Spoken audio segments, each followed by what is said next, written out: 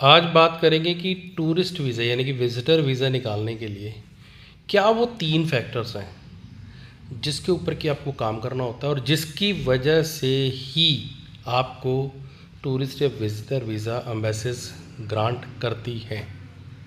तो सबसे पहला तो फ्रेंड्स ये है कि आपका पर्पज़ क्या है, ठीक है, पर्पज़ ऑफ विज़िट क्या है। वो अगर आपकी इंटेंशन से मैच खा रहा है और आपकी इंटेंशन आपके पर्पस को फुलफ़िल कर रही है और वीज़ा ऑफिसर उसको अंडरस्टैंड पूरा कर पा रहा है, तो ही आपका पहला फैक्टर वैलिड माना जाता है और उसके पीछे जो भी वैलिड डॉक्यूमेंट्स हैं वो आपके पास अवेलेबल हैं और आपने बखूबी उसको प्रेजेंट किया हुआ है। सेकंड थिंग, एबिलिटी, कि उस पर्पस को पूरा करने के लिए आपकी एबिलिटी पूरी है या नहीं है।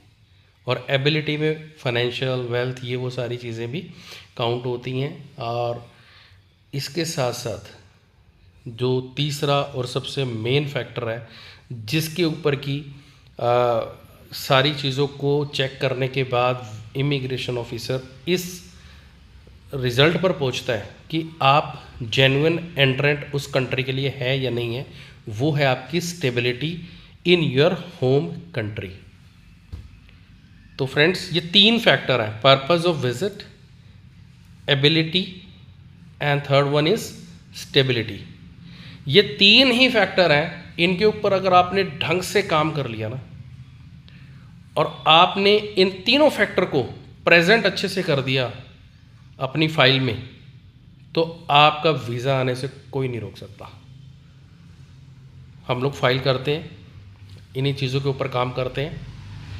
और सबसे बड़ी बात ये प्रेजेंटेशन की जो मैं बात कर रहा हूँ, बहुत सारे केसेस में हमने देखा है कि क्लाइंट आकर कहते हैं हमारा तो ये भी सही है, ये भी सही है, ये भी सही है, यानी कि तीनों फैक्टर सही हैं। इवन कई लोगों के साथ तो ऐसा भी होता है, आपके साथ भी हो सकता है वो जो आप मेरी वीडियो देख रहे हो, कि आपने कोई जेन्युइन आपके पास पर्पस था, आपके पास कोई इन्विटेशन थी, लेकिन फिर भी आपका वीज़ा रिफ्यूज़ हो गया। तो वहाँ जो बाकी 2 फैक्टर हैं, एबिलिटी एंड स्टेबिलिटी, इनके कहीं ना कहीं मिसमैच सा हो गया उनका। और सबसे बड़ी बात कि उसकी प्रेजेंटेशन अच्छी नहीं थी, ठीक है ना, लॉजिकल भी नहीं थी और प्रेजेंटेशन अच्छी नहीं थी, तो वहाँ पर आपका वीज़ा रिफ्यूज़ हो जाता है।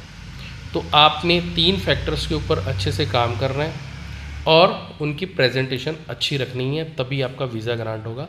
और फ्रेंड्स सबसे इम्पॉर्टेंट बात, कई बार क्या होता है कि कुछ क्लाइंट्स इतनी जल्दी में होते हैं, वो कहते हैं कि नहीं मैंने आपको सारे डॉक्यूमेंट्स दे दिए हैं, आप हमारी फ़ाइल कर दो।